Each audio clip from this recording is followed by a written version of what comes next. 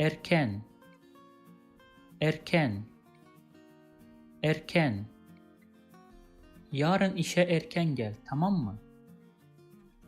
Yarın işe erken gel, tamam mı?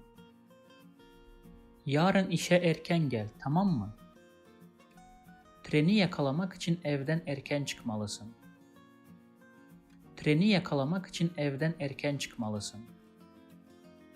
Treni yakalamak için evden erken çıkmalısın. Kanser tedavisi için erken teşhis çok önemli. Kanser tedavisi için erken teşhis çok önemli. Kanser tedavisi için erken teşhis çok önemli. If you like this video, please subscribe to my channel below for more videos on Turkish grammar, vocabulary, and pronunciation. Also, if you think this video can benefit somebody else, please share it with them. Last, if you have any comment or request, please provide your feedback in the comment section below and I'll do my best to respond as soon as possible.